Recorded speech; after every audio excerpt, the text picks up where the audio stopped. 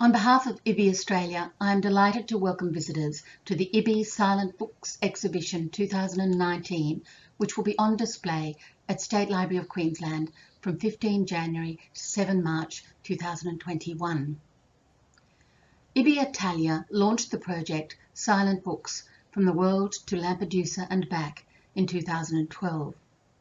This was in response to the waves of refugees from Africa and the Middle East arriving in the Italian island Lampedusa. The project involved the creation of both the first library on Lampedusa to be used by local and immigrant children, and of a collection of silent books, wordless picture books, that could be understood and enjoyed by children regardless of language. There are to date 4 collections of silent books: 2013, 2015, 2017, and the Silent Books Collection 2019, which includes 67 titles. Within each collection, there is a selection of honour books, and each of the collections has toured as an exhibition to various venues in Italy and all over the world, as well as being displayed at the Bologna Children's Book Fair and at the Ibby Congresses in New Zealand and Greece. Wordless books are an extraordinarily powerful visual form of storytelling. They invite readers to imagine and to extrapolate from the images their own interpretations, which can be nuanced and developed as the reader re-examines the works in subsequent readings. We are very pleased to partner with State Library of Queensland in presenting this exhibition and thank them for their enthusiastic support. Ibby Australia has coordinated and provided financial support for the tour of this exhibition to Australia in liaison with the Ibby Secretariat in Basel, Switzerland, and with Nicola Daly, Co-Director, Waikato Picture Book Research Unit, University of Waikato, Hamilton, New Zealand. I am now thrilled to introduce 2 esteemed artists to you. Jeannie Baker will speak about her 3 wordless books, and Armin Greta will speak about his book, The Mediterranean, which is included in the 2019 collection and will then launch this exhibition. We thank them both for participating so enthusiastically in this launch. Vicky MacDonald, State Librarian and CEO, State Library of Queensland, will close this presentation. We hope that visitors will find this exhibition as fascinating as we have in presenting it to you.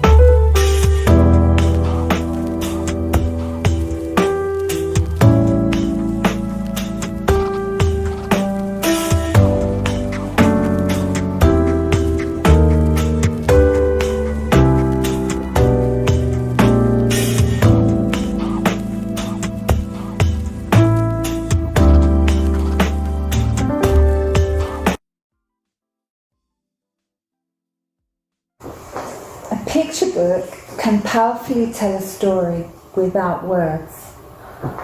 Pictures are a language almost everyone has access to. Everyone can share the same story. Doesn't matter where they come from or what their culture is. Wordless books can be a bridge between different cultures and languages. One of the wonderful benefits of wordless books is how each child creates their own story. From the pictures, they can tell themselves the story, or they can read the pictures to whoever they're showing the book with. It might be a slightly different story to the one the artist had in mind when they created the book. The child has to figure out the story using the pictures and their imagination. Where there's a shared visual language between participants, they can talk together about the pictures and potentially have really rich conversation. Window is the first wordless book I created. I like the idea of telling a story within the captured view of a window. At first I thought the story would take place within a day, but then, thinking more about it, I like the idea of visually exploring the concept of change, how small changes added to small changes can eventually result in major change, the concept of exponential change. And exponential change, I think, is a concept a lot of people have problems with, and I thought perhaps I could explore it visually. On the cover of Window, there's a scene of bush as far as the eye can see. And within the bush, there's a cottage. And in my story, we look out the back window of the cottage within its captured view. In this work, I show the window every 2 years. The passage of time being marked by the birthday cards of Sam, the boy whose window we're looking from. And we see him grow from a baby to a man, finally with his own baby. When I started thinking about it, there were so many things I could say purely with visuals. From the things I showed on the windowsill, I could say a lot about Sam and his interest as he grew, his changing interest as he grew. I could show the changing weather. I could show different times of day or night. In my imagination, the story is set in the suburbs of Sydney. So all the plants, insects and birds in the book can be found in Sydney. Telling a story purely with pictures permits a much more free-form story, which has the potential to be full of clear and obscure clues, and so allow the reader to play a bigger part in the interpretation of the book. I can well accept that some or all of the sophisticated concepts in this book mightn't be understood by a child. But what I am confident in is that children do enjoy following the details and patterns, and they do constantly surprise me with their understanding of these concepts. And where they've not been understood, I like the idea of the child going back to the book as they grow older and finding more there than they'd previously seen. Picture books are often used as metaphors, and I see Window as a metaphor for our changing world.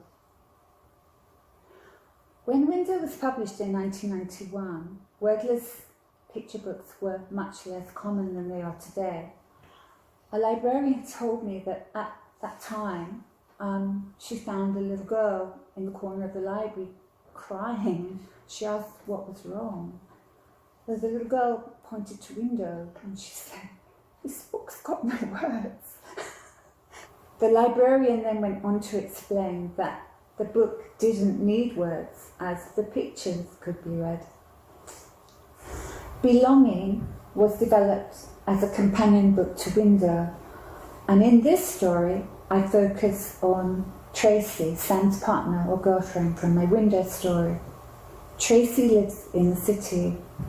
If we look at the cover of Window, I think of the front cover as like the first page of the book, the first page of my story. Throughout the world, there's a drift to uniformity, to everywhere and everything looking and feeling the same wherever we are. So in my mind, this front cover of Belonging could be almost anywhere in the world. There's nothing that grounds it in a particular place. Sometimes I embed text within my image. So, for example, there's lots of advertisements here, and within the book, the age of Tracy as she's growing can be seen on birthday cards, on a school report, or on a letter she's left on her windowsill. The people living in Tracy Street and Tracy have worked on their environment. With the help of their council, the street residents have had their street closed to traffic, and it's become a place where children can safely play and neighbours sit and chat and enjoy their environment. And plants can grow, and the plants they choose to grow are local native. Okay. The idea for my picture book, Mirror, came from my doing a lot of travelling to countries very different to Australia. So travelling to places like India, China and Africa, where I met people very different to me. Different in the way they dress and how they live, the colour of their skin, their language. They were sometimes very poor. As a traveller, I was the one who was different. I was the one who looked different, but what I found everywhere I travelled was people were usually fantastically friendly and generous, even if they had nothing. It made me think about the ways we are different, but I also thought about the ways we are the same, and the ways we're connected, and that's where I got the idea, the mirror. In the story that developed, I showed two boys and their families, one from the hurly-burly of inner city Sydney, and one from a remote village in Morocco, North Africa. The cover of the book, this cover shows the two boys each sitting in the window of their bedroom looking out. Each boy, though on opposite sides of the world, is looking at the same full moon. So, in Morocco, the written language is Arabic, which reads from right to left, the opposite of the way we read from left to right. So it reads from right to left, from top to bottom, and visuals also are read in this way. So we open the book, and I just have a few words on the Australian side in English, and on the Moroccan side in Arabic. The Arabic words are a translation of the English words. They're saying exactly the same thing. So these are the only words in the book. Each journey is intended to be read simultaneously, and as you can see, this is the Australian journey, this is the Moroccan journey. There are links between both journeys all the time, like the way the page is broken up. Preparing breakfast and sitting down to eat. Then each journey to a market, one across the desert, one within the city. When they get to the market parking, in Morocco they're donkey parking, and in Sydney there's a car park. And so it continues until we get to the end of the book where the two journeys interlink. I feel all three of my wordless books wouldn't have worked as well if I'd used words.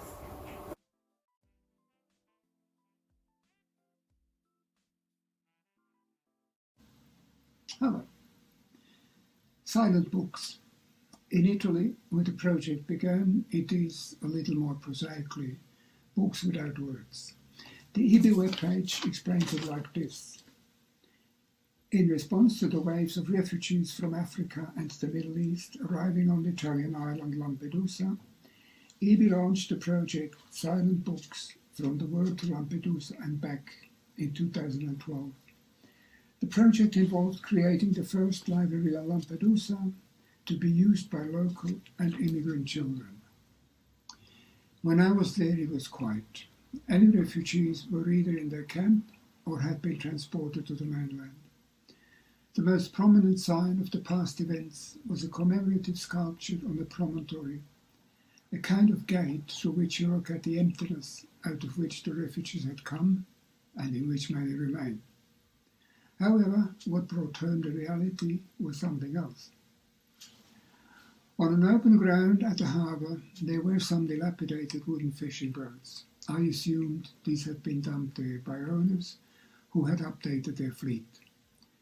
But then I noticed the writing on the bows. It was Arabic. That was when it hit me, when the reality behind the headlines came uncomfortably close. The same year, The Mediterranean had been published. It does contain words, but few enough to be included in that year's collection of silent books, and also because its subject is very closely linked to Lampedusa and the occurrences there. However, I wasn't thinking of Lampedusa when I was trying to come to grips with the story, but about the far larger picture, the difference that is being made between us and them and what it implies. These implications are at their most visible in the drownings of refugees that make the headlines, and that eventually became the entry to my story. But these drownings are a mere symptom of the bastardry which the governments practice while the citizenry is asleep or looking the other way. I have lived in Switzerland and in Australia, and now I am living in South America and spent half the year in Italy, COVID permitting, that is. In my migrations, I have never had any problems. The Australian government even paid me the trip there once. But then I am European, white, and therefore privileged. What bothers me in this is not that I'm privileged, but that others are denied these privileges, and worse, that the underprivileged ones who have made it to Europe and try to subsist there without a name and without a voice have been forced from their countries because we, the privileged ones, are not paying our dues for what we are taking for them, or worse, for what we are doing to them. For example, Switzerland is famous for its chocolate, but the cocoa beans from which it is made grow mostly in places where labour conditions are at best precarious, salaries miserable, and healthcare non-existent. My mother, who disliked anything that wasn't Swiss and despised anyone who looked foreign, was very proud of the gleam of her Swiss-made aluminium pans. But the bauxite from which they were made may well have come from the home of one of those she despised.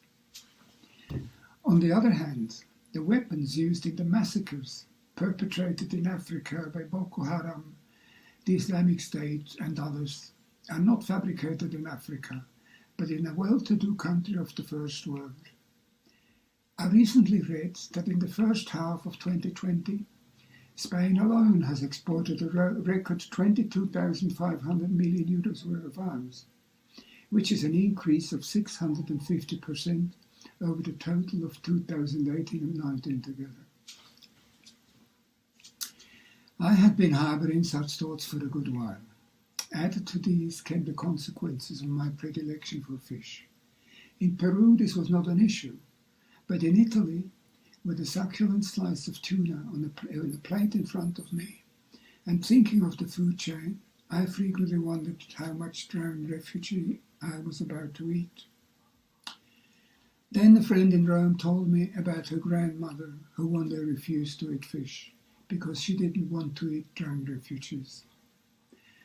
At that moment, the bits and pieces condensed and fell into place, and the whole story appeared to me complete, not unlike a piece of IKEA furniture.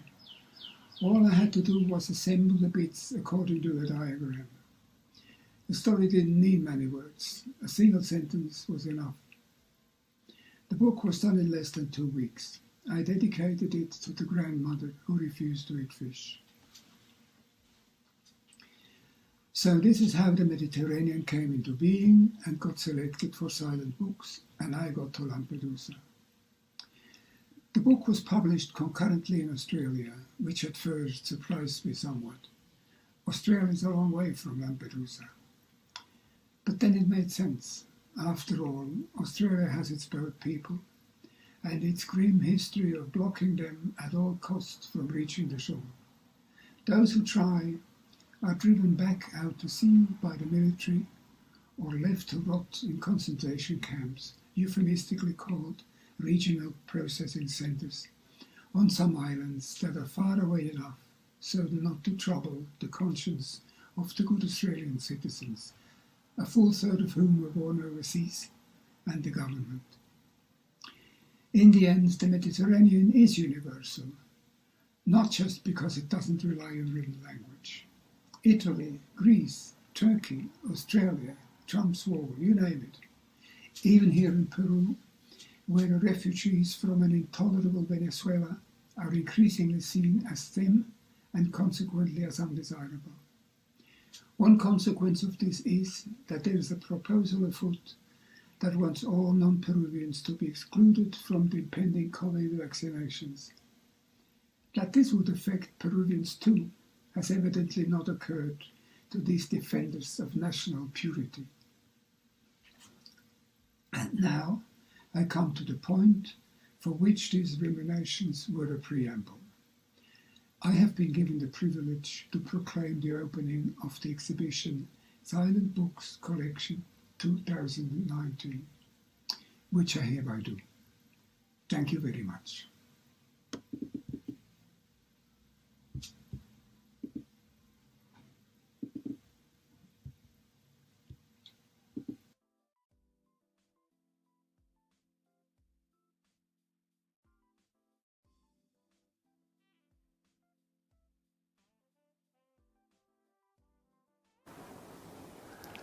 Gombadaroo, I'm Vicky McDonald, State Librarian and CEO.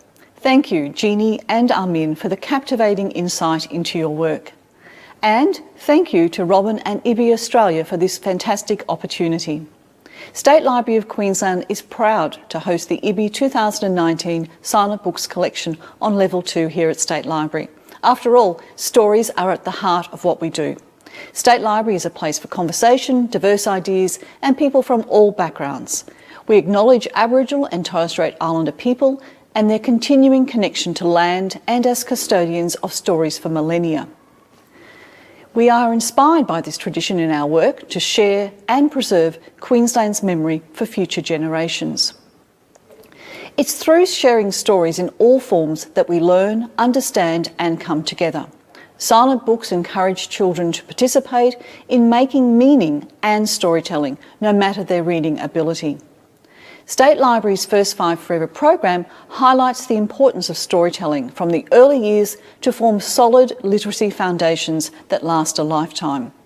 We look forward to seeing children and families discover this special collection of books when they visit State Library. It's quite remarkable to think these books have been toured across the world and have been enjoyed by people whose lives may look quite different to ours here in Queensland. But no matter who picks these books up, I have no doubt the powerful, compelling images will inspire possibilities and stories in us all. We look forward to seeing you at State Library soon.